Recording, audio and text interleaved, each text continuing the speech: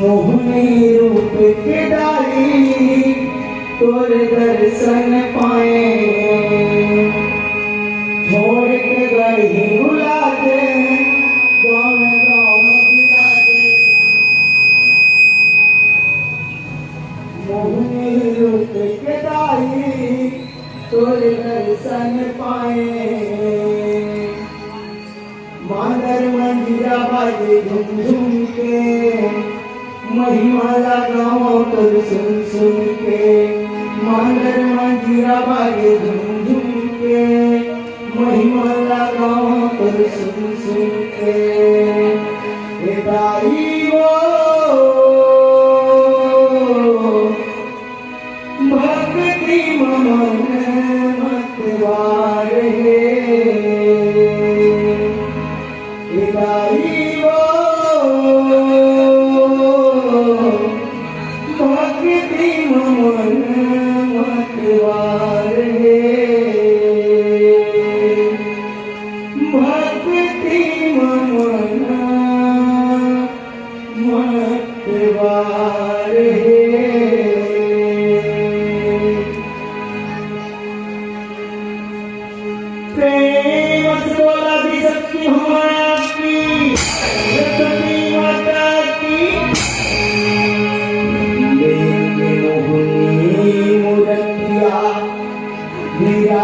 दाई हो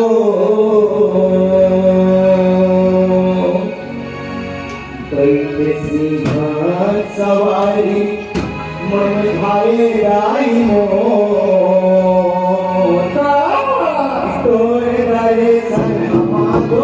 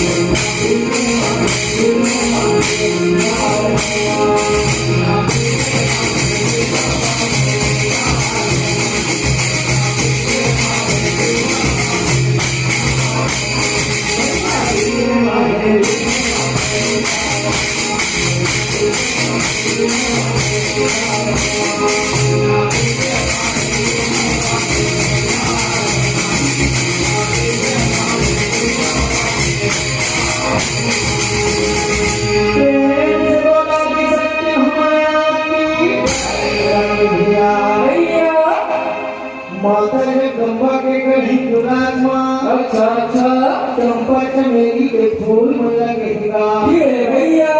और गढ़ी गुलाब के बीचों बीच माना बीचों बीच माना नीमुआ के झाड़ तो लगे भैया अरे चंपा चमेली के फूल के खुशबू है तो पूरा गढ़ी दुरात्मा हो गएगा होगा और नीम में शीतल हवा बहुत है भैया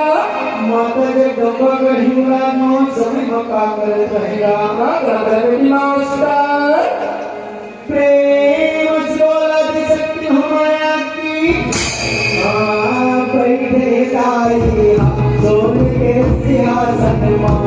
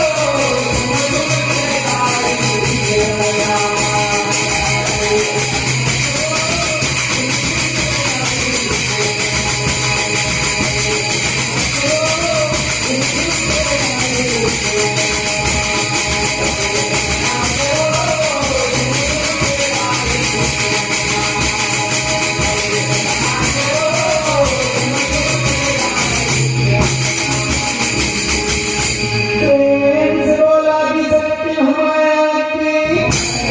वीर सिंहासन गाज सुहाए अजर मनोज निज हाथ बंधाए भैया सेवक मिले के जवाब आए लमुरे मन आनंद हर साए रखिया भैया ये माता जगदम्बा का हिंदुराजमा होगा वही लिंग के तरीमा सोम के दिव्यासन में बैठे रहेगा बैठे बारे लमुरे भैया जवाब भगवती के अन्ना आनंद मंगल होके लागत रहे स्वागत रहेगा जमो सेवक मन माता जगदम्बा के सेवा करत रहेगा करत रहे भैया और सोम के दिव्यासन में बैठे बैठे बैठे बैठेगा ये माता जगदम्बा वो समय का करत रहेगा बता दे भैया प्रेम से बोला दी शक्ति हमारा की हमारे मन मगुना गाई मन मन मगी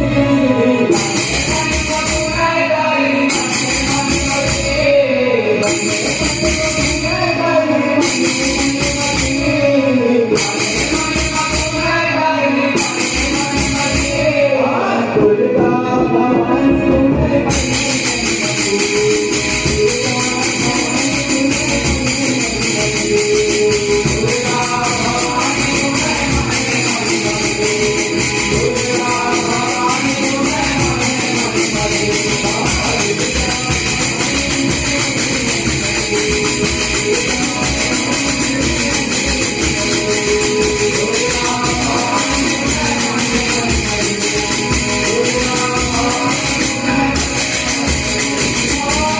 ऐसे मिला है